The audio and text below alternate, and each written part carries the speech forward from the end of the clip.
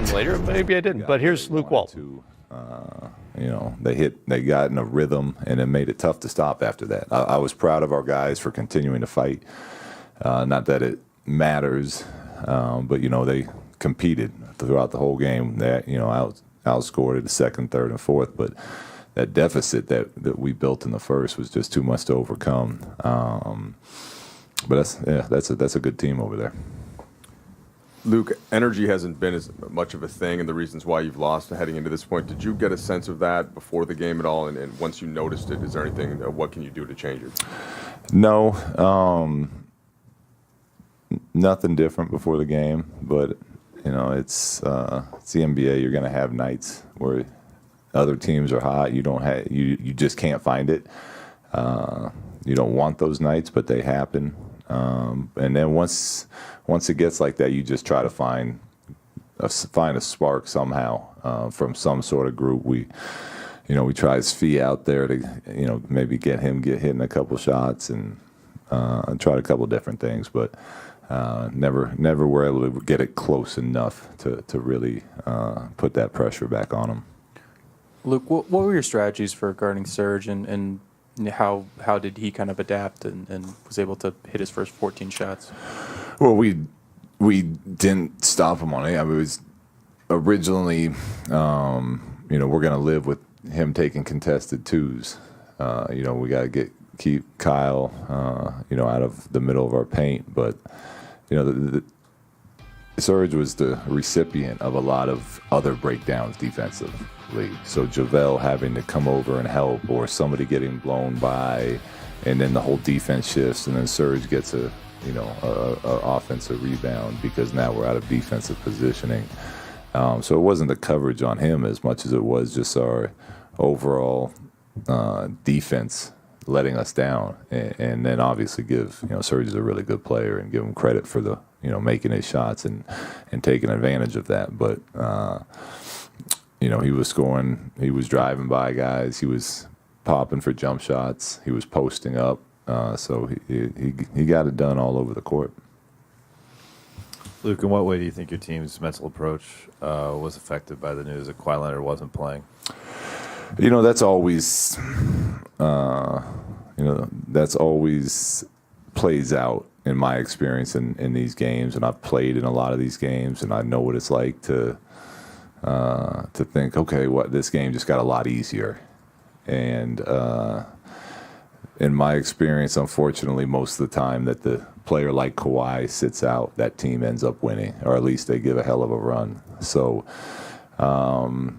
we tried to explain that that's part of how this works, but it doesn't seem like we took that to heart.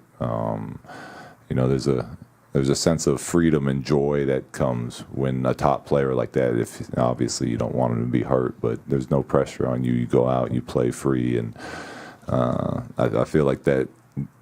I don't know that team well enough to know how they play every night, but they sure seem like they were doing that tonight, and they were tough. Hey, Coach. Cameron Buford here, LA News Observer. When you guys cut it down to 10 points with just over 3 minutes to go in the fourth quarter, was there any consideration to put LeBron back in the game? Yeah. There was a shot or two that if it went one way or the other, he was going to get back in there. But, that group that cut it to that low was playing with great energy. They were getting stops. They were moving the ball, so you kind of like to reward a group like that. And I had Braun out for a while on a back-to-back, and it wasn't going to be ideal to throw him back in there.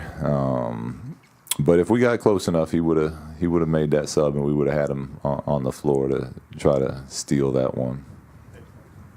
Look, you guys keep talking about preaching defense, and then you have the first half, third quarter, they have 100-some points. How do you guys get that hammered home to these guys after a game like tonight? Well, hopefully it reinforces why it's so important to us. In Portland, we played three and a half really good quarters of defense.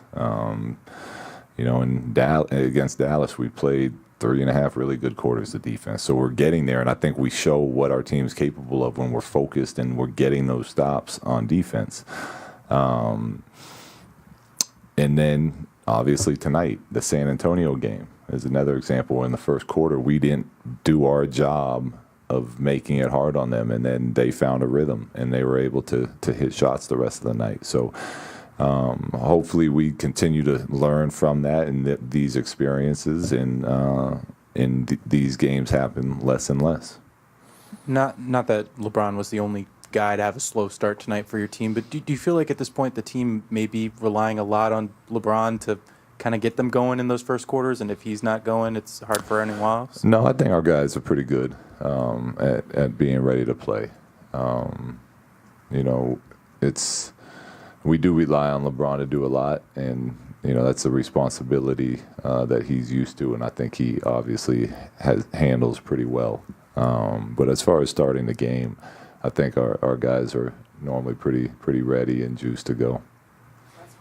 Coach, looks like recently the opponents are playing bigger lineups against you at times. For example, today Valanciunas was very effective for them. He didn't play that much of a role in some other games. Do you think that's kind of the weakness they're sensing, defending bigs, and you can do something about it? No, I mean, that's, what we can do is play harder. We have a 5-man defensive rotation for a reason, and we trust our guys. Whether that's other teams playing or not, I don't know. You got to ask them. Thanks, everyone.